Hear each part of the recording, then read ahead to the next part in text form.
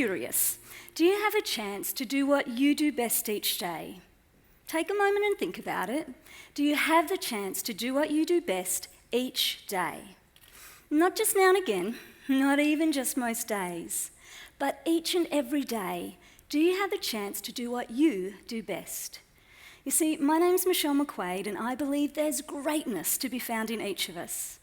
I also believe that most of us are living well below our potential, and that the future of the world relies on us choosing to wake up each morning and do what we do best, for the good of ourselves and for others. But in 2007, I couldn't have been further from this place. Although I was living in New York with my beautiful family, in a job that paid me more money than I could spend, and I was in good health, each morning it was getting harder and harder to get out of bed. Now, unfortunately, my story is not unique. In fact, studies have found that only 31% of people around the world today describe themselves as flourishing. And instead, most of us report that we're struggling or even suffering as we face into the day ahead. So as I lay there one morning in our New York apartment thinking, perhaps this is just how life is, I couldn't help but wonder, if I was truly doing what I do best, what might my life and the world around me actually look like?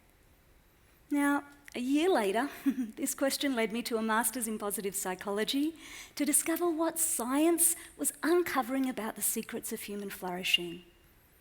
It was 8:30 a.m. on a Friday morning when Professor David Cooper-Ryder quietly and unassumingly took his place at the front of our class. And looking at him back then, you'd have no idea that this was the man sought out by the world's political, business and religious leaders to help them create lasting change in the world. Until he spoke. Every action we take is preceded by a question, he said. Think about it. Every action we take is preceded by a question. How did you wind up here listening to me? Perhaps you asked yourself, what will I learn? Who is this woman? And where will I sit? And chances are, like most of us, you were so focused on what you needed to get done, you weren't even aware of the questions you were asking. For me, this was like being struck by lightning as I vowed to start paying real attention to the questions shaping my life. Then David spoke again. Questions that look for the true, the good and the possible are what enable us to flourish. I sat there thinking of all the times I tried to fix what wasn't working in my life, like not stressing so much about my job, not eating so many bad foods, and not shouting so much at my kids, and how none of these changes had stuck. But I couldn't find one example where I tried to build on joyful work experiences, healthy and delicious eating alternatives, or blissful parenting moments. The truth is, our brains aren't wired to look for the true, the good and the possible without a little training. Lightning struck me twice that day as I finally understood how to create the changes I'd been craving.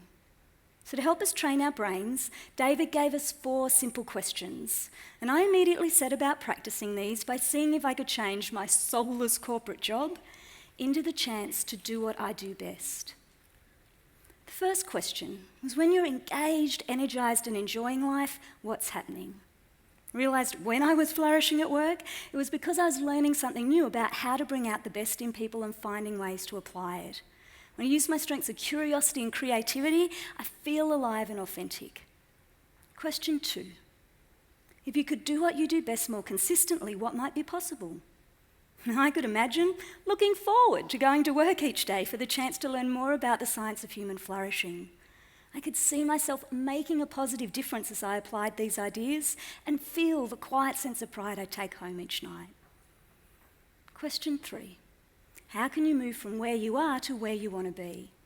I couldn't afford to quit my job, so I needed ways to move forward while still meeting the expectations of my boss. So though no one was asking me, I decided to start researching new leadership techniques to bring out the best in my team. The final question.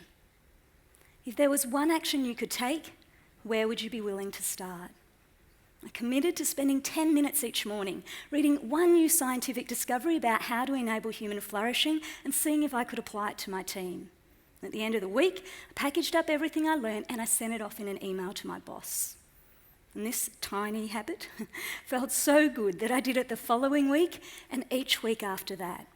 Until 9 months and 36 emails later, my boss called me into his office and said clearly they weren't tapping into my potential. Would I be willing to teach these leadership techniques across our business? And just like that, my dream job was created. Here's what I want you to remember. When you choose to do what you do best each day, even for just a few minutes, others have the chance to see the potential that radiates within you. And while my story may not change the world, imagine what might be possible if each and every one of us chose to wake up each morning and do what we do best.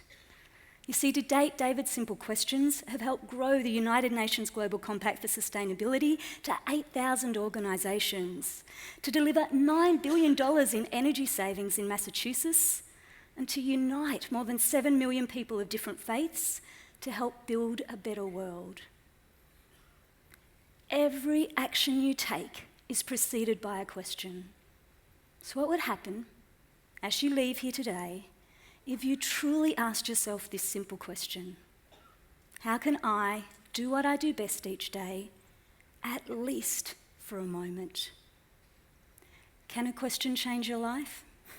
I believe it can, in ways that will positively ripple right around the world.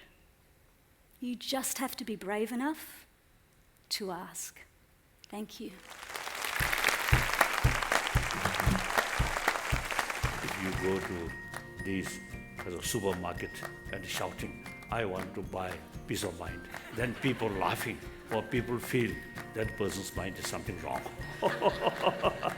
Now, this word connections is a really interesting one because our kids today are more connected than ever. Of course, then when you're in an institution, people call you up. They tell you to perk up.